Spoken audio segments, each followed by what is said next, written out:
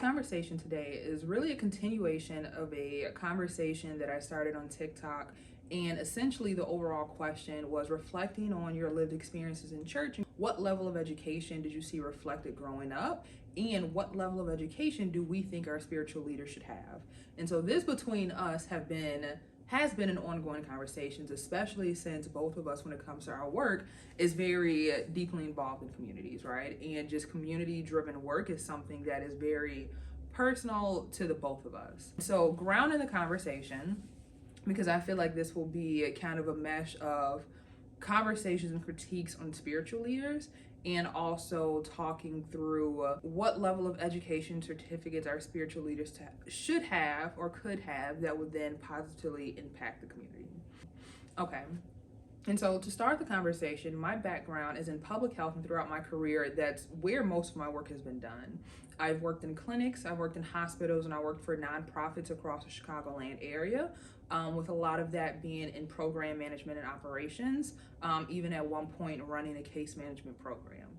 So as I go into this conversation, keeping the background in mind, because I feel like that really does impact the lens in which I view this through, and also as I talk about the level of certificates and educations that I think our spiritual leaders should have, you all will see that very much rooted in community health and rooted in public health, even with some specific trainings that I feel like historically have been specifically for like the community health educators, for the social workers, for the case managers, but I feel like a lot of those trainers actually could do a lot of our spiritual leaders good.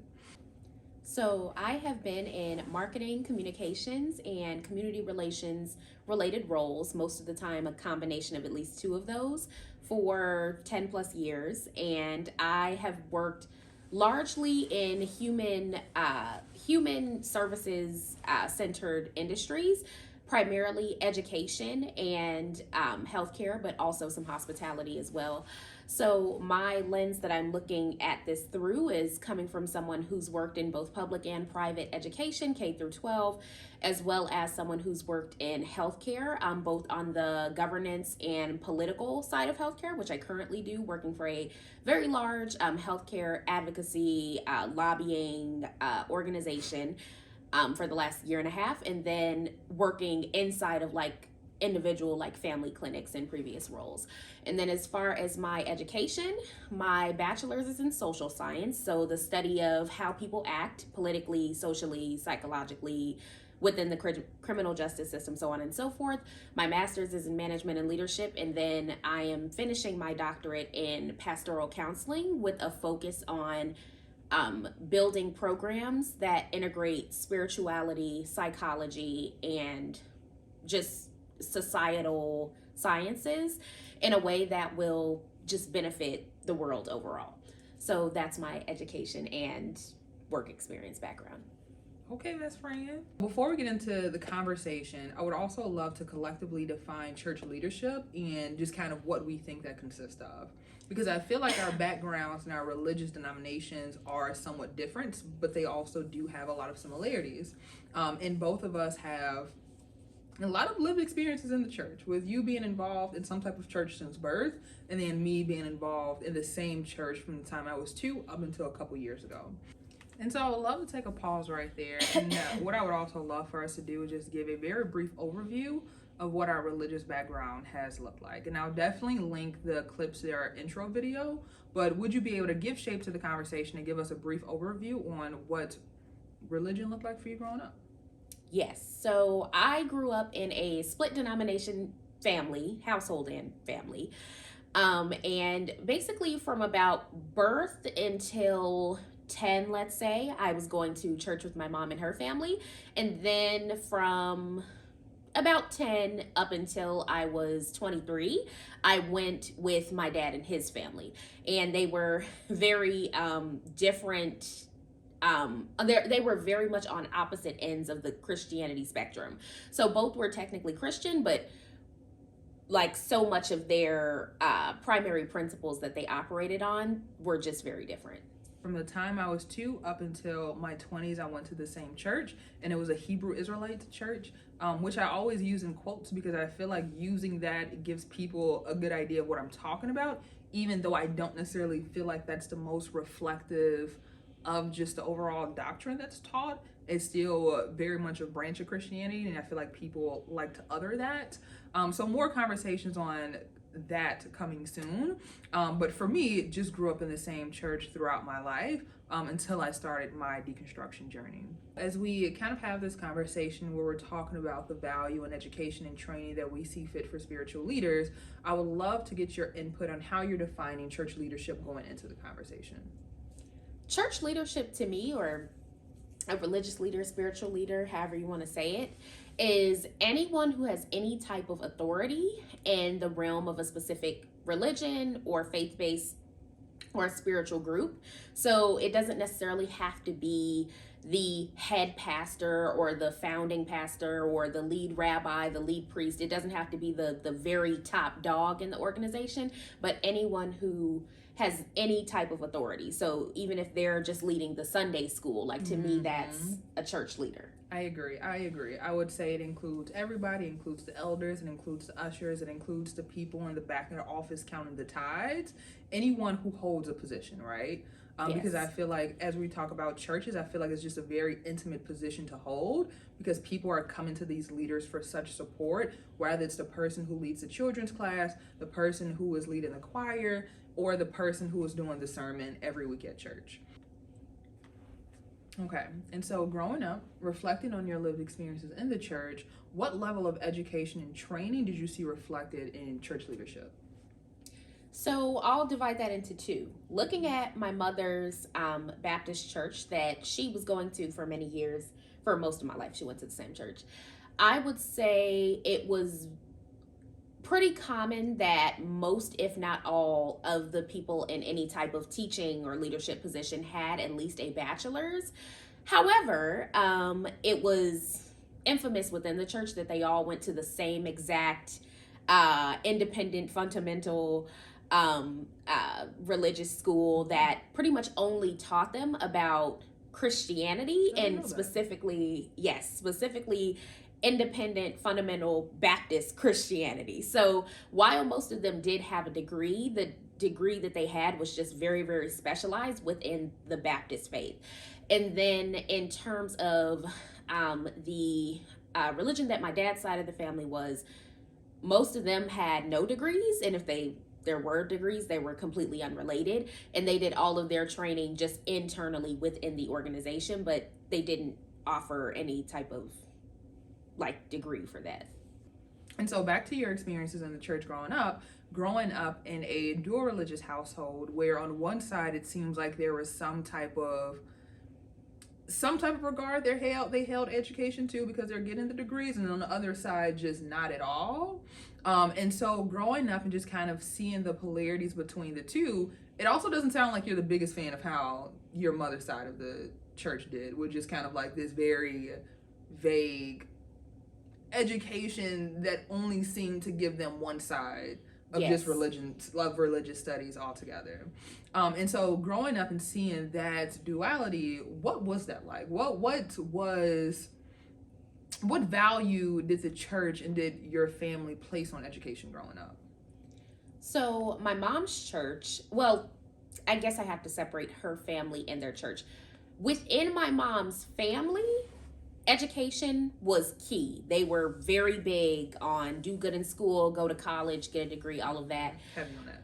Yes, especially as Black people and especially as Black women. On top of that, coming from lower income backgrounds, they were very serious about making sure you had post-secondary education to get a degree. But within the church she went to, which was actually predominantly white, which I don't know if there's necessarily an intersection there, it might be, but while they encouraged people to go to college, again, they all went to this same very, very narrow-minded, very, very niche Christian college.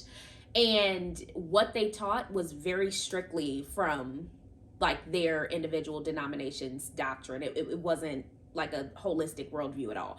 So then there was my dad's side of the family where, they wanted you to get some kind of post-secondary education so that you could have some kind of, decent paying job to take care of yourself. But they were definitely not the people to encourage you, oh, go get a master's or go get a doctorate. Like, they didn't think that way. And that was largely because of the religion they were a part of that highly discouraged any excessive amount of higher education, because higher education then does two things. It exposes you to all of these worldly viewpoints that develops critical thinking in a way to where you're going to start questioning what they're teaching from the stage. And then two, if that doesn't happen to you, you're very likely, once you have a career and start making a certain amount of money and start living on your own and things like that, it's also a lot easier to walk away from the faith if you're very financially stable and independent, which post-secondary education does that for people. So yeah, it was very different views. And so I actually would love to dig into that, right? Especially the part on the reasons why some institutions sometimes do not encourage people to get their education, right? Because I feel like one of the things that I noticed in both of the churches that we grew up is that there always seemed to be this big focus on reading and or studying within the doctrine and within the materials and the resources provided, right? Not only was it this feeling of, in your case, people just not encouraging people to go to school, but there's also this, oh, you need to study specifically from this Bible, right? And I know in church for me, and in a lot of Black churches, KJV was it. Like, that was the only book that you could read. That's the only book that you could study. So not only are they persuading people not to kind of get these higher educations, but there's also this pressure to only study and use specific doctrine. And so another thing that I wanted to get into, and then I'll definitely answer the questions, but as we talk about this, it's bringing up a lot of other questions to my mind. But you talked about how your dad's side of the family, how that church wasn't necessarily too keen on people receiving a higher education. And one of the things that I wanted to ask you about is how much of that do you think was connected to the whole ideology and fear behind end times?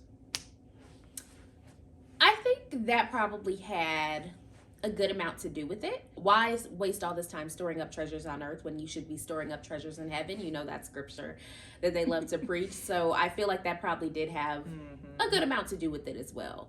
But I think that more than anything, it was about not broadening your horizons and deepening your critical thinking skills. It's about control.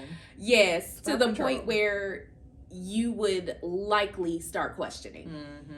And it's very interesting thinking about that, because when I think about all of the invisible barriers that church has to keep people from leaving, right? And a lot of it is fear mongering, a lot of it is fear based, a lot of it is rooted in control and also in shame, right? Because not only is the messaging, don't invest in this, it's not going to be worth anything because Jesus is going to come back. But then it's also, if you invest in these things that take you away from God, then that now is a threat to your safety or a threat to whatever happens after we die. It's very fear-based. So for me growing up, coming from, I don't necessarily want to use the words newer religion because it's not necessarily new when I talk about the Hebrew Israelites, but it's not necessarily one of the denominations that is as popular as like Baptist or Apostolic or Pentecostal. I feel like there's a lot that I feel like people don't know about Hebrew Israelites, and I feel like a lot of what we do know has been sensationalized because of what we see on the media, what we hear about in social media, right? And I feel like even though I might have some church folks who are very upset with me, growing up in a Hebrew Israelite church was honestly just like growing up in any other militant Black church where there's a lot that you can do or you can't do. And growing up in my church specifically, I would actually say their views on education were actually pretty open and pretty encouraging, even if that isn't something that was reflected in church leadership. And so what I mean by that is, like, growing up in my family, they were always very supportive of just receiving additional education. Like, even though I'm one of the first people in my family to get a 4-year degree, it was very much like you're in elementary school, you graduate, you go to high school, you graduate, you go to college, you graduate, you get a job, and you live life, right? Even if that's not necessarily something that I've seen mirrored in the people around in my immediate family, for me growing up, that was always the expectation that I was going to go to school. The lead pastor at my church did not have a degree. I don't believe has any formal degrees. He actually learned from a mentor of his, and it actually started out as a basement church, right? So it's one of those stories where it's like it started in someone's living room, it started in someone's dining room, and then it just really grew and really blew up from there. And so there was never this expectation that any of the pastors or any of the trained leaders, or any of the pastors, any of the elders would ever receive a formal education, because I also feel like the understanding was also, how can you teach me about the Word of God, right? How can you teach me about Scripture? Oh, I can do that on my own. And I feel like that was also a comment on the TikTok video, is what is it specifically that they should be trained in, right? Do people need to be trained to share their beliefs? Getting into the next question, would love to ask you about what value do you see in church leaders receiving any type of formal education and or trainings? And if you have any specifics about that, what does that look like for you? I think for me, a large piece, well, a couple of large pieces, but the first one as to why it's valuable, and in my mind, I feel like it should be legally necessary, is that it greatly inhibits xenophobia. So while you can still be xenophobic with a PhD, like you having a relevant college education from a formalized curriculum, not self-study, but it is formalized, it is vetted, it is something that, you know, the government or whoever the, you know, overseeing body is for your church, for your religion, can check a transcript from. You having that, I feel like, is a large difference between I'm teaching what I know about this very specific denomination, and I have very little, if any, outside knowledge of other religions, of social sciences, of how people operate and work. There's like a very big difference between that and this is my religion of choice. This is what I'm choosing to preach the gospel of because I believe it and I connect with it. But because I have those world religion classes, those theology classes, those human sciences, those social sciences classes, and I understand at least the basics of how other religions operate, of how people operate, of how, you know, just society works in general, like that's two different worlds to me. And I feel like the latter would be a lot less prone to being xenophobic and teaching from a standpoint of, oh, this is the absolute truth. There's no truth in any other religion. There, you know, everything that anyone's saying from a psychological or a sociological standpoint, oh, they're just against God's mission and they're just talking against us, and we're gonna run our church without having this background knowledge on human sciences and social sciences. So now we're then like spreading all this trauma and having all these very problematic practices and creating even more xenophobia. So I just feel like it's just very necessary to have at minimum a bachelor's degree in a human services related field, with a significant amount of those courses being in religious studies. And then also, last but not least, I feel like people are just a lot more prone to listen to people that they know are vetted experts. And for example, with the, you know, my dad's family's religion, a lot of them have studied very in depth for their specific denomination. So they are, and I guess the same goes for my mom's denomination, they're experts within that denomination, but they are not experts in theology, period. They have very little, if any, broad-based theological knowledge. So in theory, you know, if you were in a debate class, someone could easily point out that flaw, and they have in court cases and in articles and in different forums.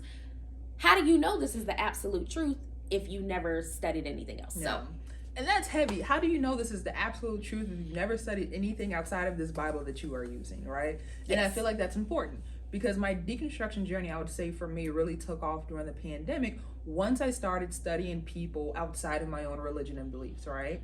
It started with me listening to other spiritual leaders still in the realm of Christianity, listening to their sermons. And then it opened up from Christianity to now I'm listening to people who are Muslims, right? And then it went from, okay, now I'm listening to people who are agnostic, people who are atheists, people who are ex-Mormons, right? And I really started to listen and study everything outside of this KJV Bible, right? And I feel like it really does change things, right? I feel like if this is the only frame of reference you have for everything, a lot of your views, a lot of your input is going to be very one-sided, right? And so not only do the actual religious studies classes give you a broader understanding about religion, period, and not just Christianity specifically, and not even specific to denomination, but it also builds like those critical thinking skills that I feel like are necessary if you want to lead a conversation. And I want to take a pause here because I actually want to talk about the specifics of my background, because I feel like it really does impact the lens in which I view this conversation through. And even when I think about the value of spiritual leaders receiving a type of formalized education and training, I feel like the background really matters here. So education-wise, my background is in public health. Got my bachelor's in public health. After graduating, I taught community health to high schoolers. After that, I started working for a clinic on the southwest side of Chicago, where nearly 98% of the patients were Black and brown.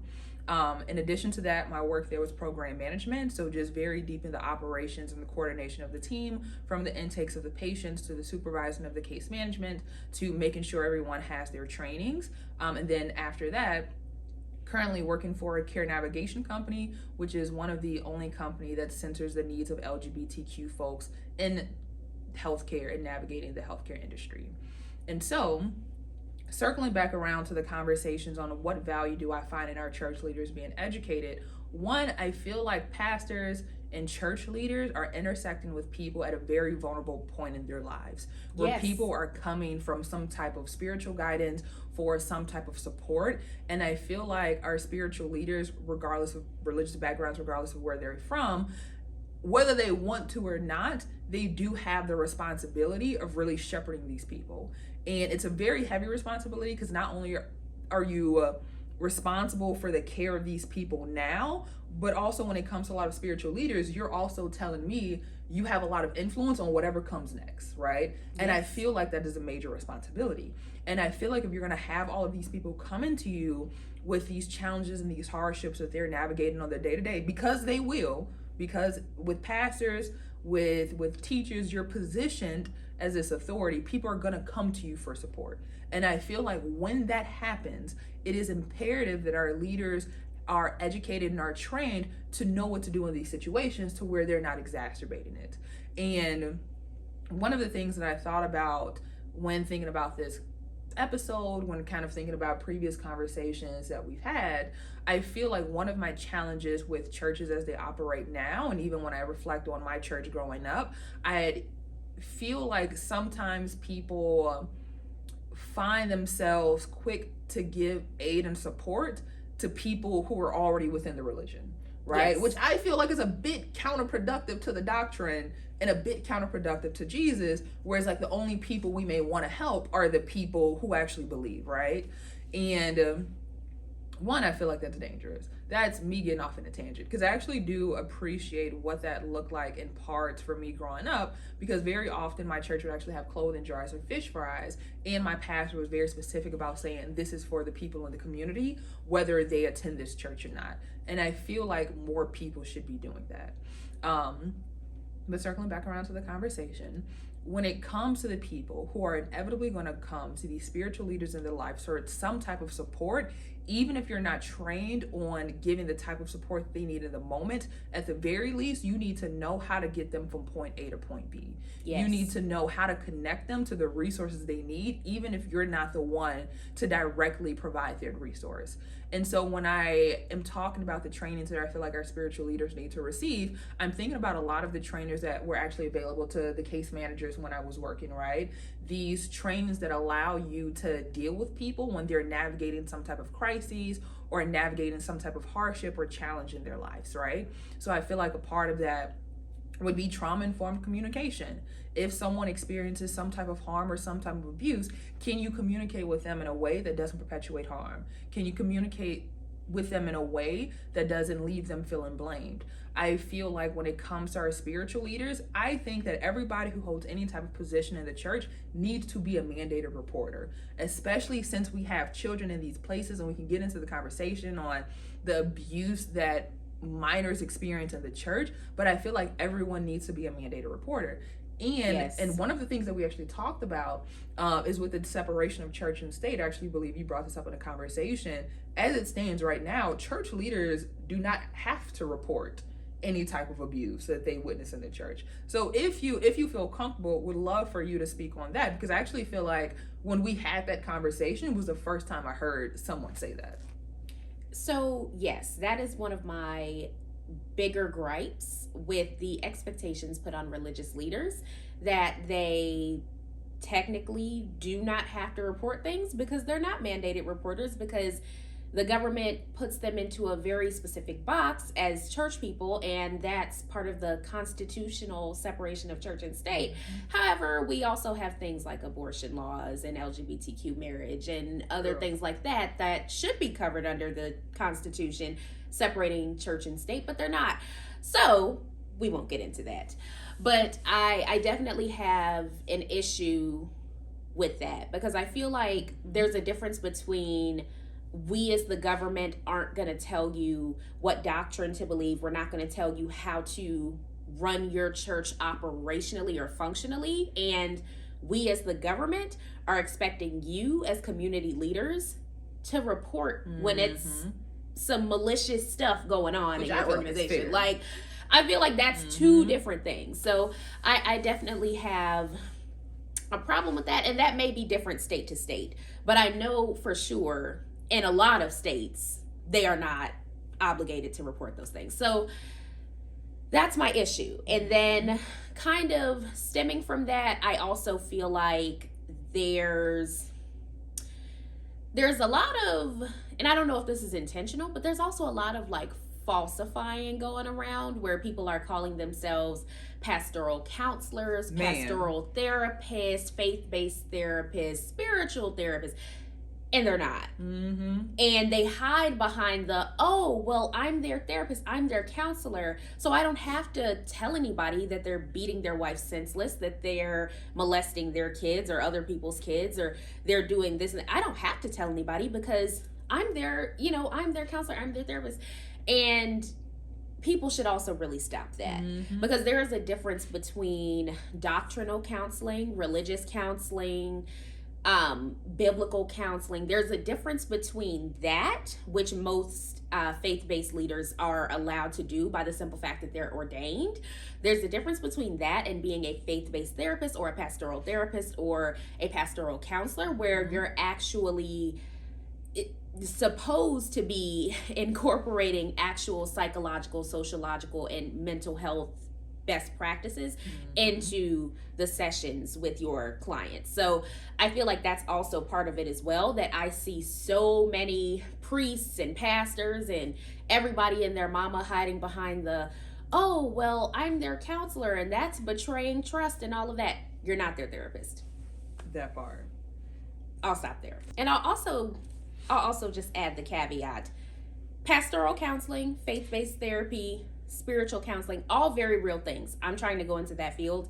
But if you do not have an actual degree in that field and a relevant certification and or licensure, stop using those titles. I agree. And even adding a couple of things to that, I feel like it's fair to expect our spiritual leaders to have this type of education and training, right? And I think about, especially when I think about Chicago, I think about the gaps of care that exist between people on the south and west side of Chicago in comparison to the north side, in comparison to downtown. When I think about the south and the west side of Chicago, especially when I was younger, I feel like very often we talk about the fast food restaurants that we see. We talk about the food deserts. We talk about how it's a beauty supply and it's a fast food or restaurant on every corner. But I also feel like on the south and west side of Chicago, there are also so many churches, right? And I feel like it's fair to expect these spiritual leaders to work for the greater good, not only for the congregation, but for the community as a whole. Because I feel like it's very dangerous that we don't require our pastors and our spiritual leaders to have any type of formal education or training, because now I feel like we're putting these people in these positions of power, and it's very dangerous, and they're sending people off. Because to your point, you're not a therapist, you're not a counselor, you weren't trained for that. You have no idea on any of the best practices that come from navigating crises with people. And as much as people love to say just pray it away, it's not always, not ever really just that simple, right? And I feel like it's fair to expect our spiritual leaders to have conflict resolution skills. I feel like it's fair to expect our leaders to have a understanding of trauma-informed care. I think it's fair to expect these people to be mandated reporters. And I think that part really gets me, especially as someone who used to teach. They had us sign those forms so fast. You literally cannot start work until you sign. Even when I worked in clinic, even though I worked for an HIV and case management program for adults, if by chance we had the people who are under 18, which has happened a couple of times, we had to sign mandated reporters, even though on a day-to-day basis, most of the time, we're not seeing people who are minors. So it's actually very wild to me that these spiritual leaders who are around a ton of kids, there's absolutely no code of ethics that they have to follow, right? And when I think about our healthcare professionals, our nurses, our doctors, our social workers, our case managers, our therapists, our counselors, there's a very specific code of ethics that they have to follow, and very specific trainings that they have to take for them to be able to provide services to the community, right? And even when it comes to nurses, even when it comes to social workers, when it comes to case managers, when it comes to doctors, when it comes to nurses, you have to also continuously take trainings so that you can maintain your licensure. And so the fact that there is nothing set up for spiritual leaders is absolutely terrifying, because I feel like, and we've noticed what happens a lot in Black churches when we're having very serious conversations on mental health or mental health diagnoses, now as opposed to people getting connected to the resources that they absolutely need that would improve their quality of life now it's all of a sudden just pray about it. And now these serious issues that need to be addressed, that need to be talked through, with a professional, people don't get that. And I feel like that's very dangerous.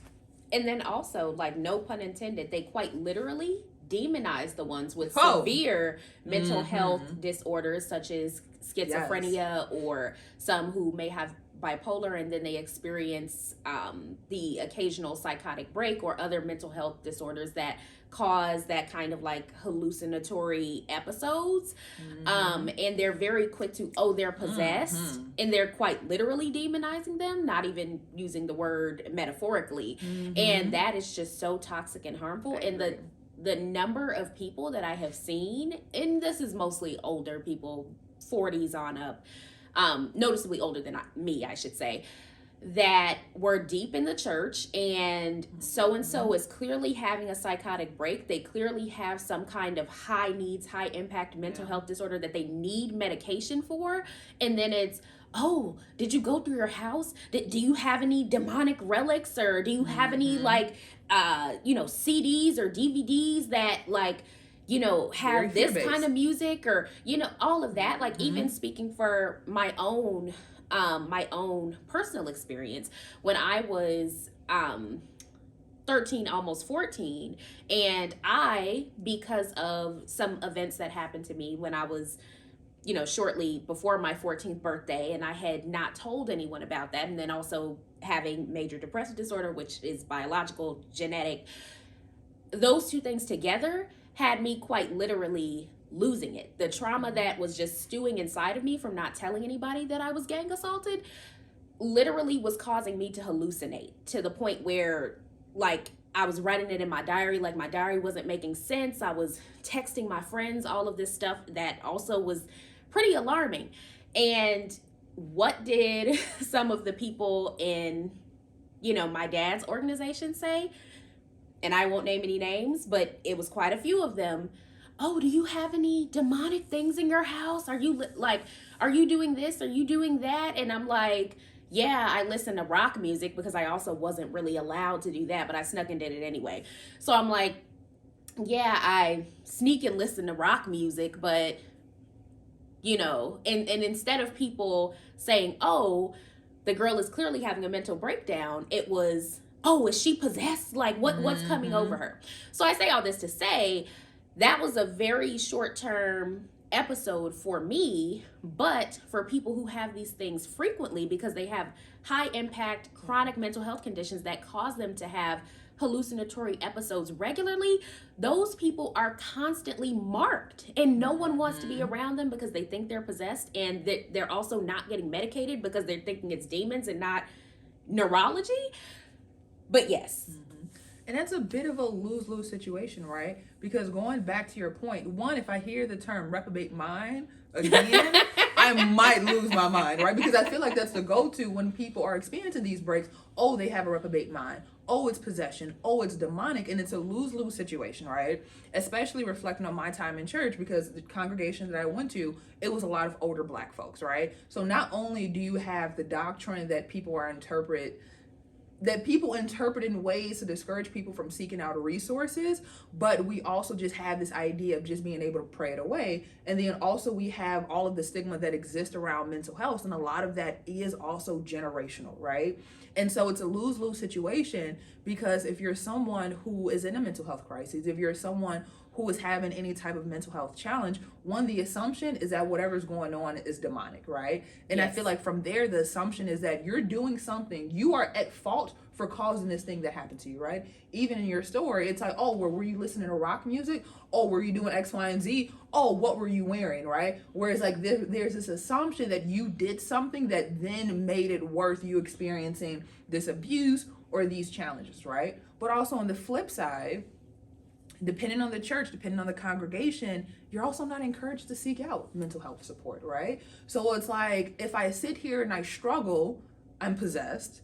If I go and I seek help from a professional, then I no longer have faith in God. So it's like, what can you really do? I get crap if I seek the resources that I need for not having enough faith. And when I don't seek the resources that I need, then I'm demonic, right? And it's like, we're not giving people room to even get the support that they need. And this is why I need spiritual leaders to be trained, right? Because we do not need spiritual leaders who are going to look at people who are experiencing a challenge and be like, oh, well, what did you do to deserve this, right? We need people who are actively going to, even if they can't provide the service themselves, who are going to connect them to the resources that are needed. Which is why another thing that I think pastors and spiritual leaders need to receive is some type of mental health first aid training, right? Yes. If people are coming to you in a crisis, even if you yourself are not a therapist or a social worker, can you navigate this situation with them to get them to a support that they need, to get them to the resources that they need? What level of education and training do you think church leaders should be required to invest in? I personally feel, and I know this is controversial, but get over it. Just kidding. I would say to open a church, I think that one of the founding members at minimum needs a bachelor's from an actual like worldview type of institution, not a niche down church-owned school that only teaches within that specific doctrine. But I think it needs to be a school that's going to teach you about varying religions, broad-based theology, not one specific doctrine. Mm-hmm. One of the founding members has to have that. Then from there, any lead pastors who are regularly delivering sermons and having management responsibilities within the organization, I feel all of them also should be required to have a relevant bachelor's, if not in theology or religious studies, at least in a human services related field with a certain amount of credit hours in religious studies. And the reason I feel this way is basically because, one, as I brought up earlier, having a broader worldview of religion, theology, how people operate and function, it mitigates a lot of xenophobia, and then it also helps people not perpetuate a lot of problematic and traumatic practices within the organization. And then last but not least, I feel like it just adds more credibility to the preacher, the priest, the pastor, whoever, the rabbi. It just adds more credibility to them to say, I have education on outside religions and broad-based theology, and I still choose to practice this religion. And that just makes it a lot more credible versus someone who never had that outside exposure. So that's what I think. I agree. Because when I think about our spiritual leaders, I view them as an extension of our overall care team. In the same way I expect my doctors to be trained and educated, I expect my therapists to be trained and educated. If I'm at a hospital, if I'm at a clinic and I'm talking to a case manager, a social worker, community health educator, I expect them to be educated, I expect them to be trained, and I expect them to know how to support me. And that also extends to our spiritual care leaders, right? Because it may not be care in the same way, but it's still a part of your overall care team. And I need them to be vetted, and I need them to have a code of ethics that they live by, because I'm no longer at a point where I'm accepting basement preachers of people who are teaching out of their basement, especially when it comes to something like religion. Because not only as a spiritual leader are you then telling me not only is this what you should be doing, which I feel like is one of my gripes at church, right? When it comes to church, and this is a bit of a tangent, and I'm gonna have to be very strategic about how I edit this. When I think about spiritual leaders getting some type of education or training, I'm not looking at them to get certified or to get trained in how to teach their specific interpretation or belief. What I'm asking is that our spiritual leaders are trained to provide the community they are serving with the necessary resources, even if they're not the ones who are providing that resource directly, being able to connect them to a resource. Because as a spiritual leader, it's inevitable that people are going to come to you with some type of help, needing some type of support, and you need to be trained and you need to be educated on how to support them. Because I feel like people who are just teaching haphazardly out of their basement are doing their congregation and doing their community a disservice. If I'm honest, I'm honestly not even too big on people teaching their personal interpretations, because I feel like when it comes to not only our lives here, but you're then telling me that what you're telling me impacts my afterlife, that just seems like a lot of responsibility to give to people for it to be my interpretation, which is going to be heavily based on your background, your upbringing, how you view things, how you read things, is going to be viewed through the lens of how you interpret the scripture, and that just doesn't seem like the best. It is fair to expect our spiritual leaders to have some type of education or training that allows them to support the congregation and community. The mandated reporter, the mental health first aid, conflict resolution, trauma-informed care, and honestly, I feel like that list could go on. I just feel like you need to be really positioned to best serve your community. And then I just would like to go back on my first statement and re-emphasize the point. That was what I felt for general spiritual leaders. If you are going to be someone who calls themselves a pastoral therapist, faith-based therapist, spiritual counselor, some variation of that, I also really, really, really advocate for people getting relevant mental health training and a relevant certification and or license to be able to practice as an extension of the mental health care team. Because I feel like there's just way too many pastors, priests, rabbis, spiritual leaders giving mental health advice, and they have no education, no certifications, no licenses, and they're just hiding behind the, oh, well, I'm a spiritual leader, so I'm entitled to be able to give this kind of advice, and not having that clear distinction of what is doctrinal, biblical, religious counseling versus what is therapy. And I think that having that clear distinction between what is a faith-based therapist, a spiritual therapist, pastoral counselor, those kinds of roles that are supposed to have mental health foundations at the base, and just pastors telling people what they want, and some of them barely have a GED, let's stop that. Period. And I will also add, which I feel like is already wrapped up in the conversation on licensure, it needs to be something that is ongoing, right? When I ran the case management program within the calendar year, our case managers had to take 12 trainings as it related to the patients that they were serving. The same thing I feel like is also needed and required for our spiritual leaders, right? That initial licensing and also continued training to maintain that licensing. I agree. Awesome.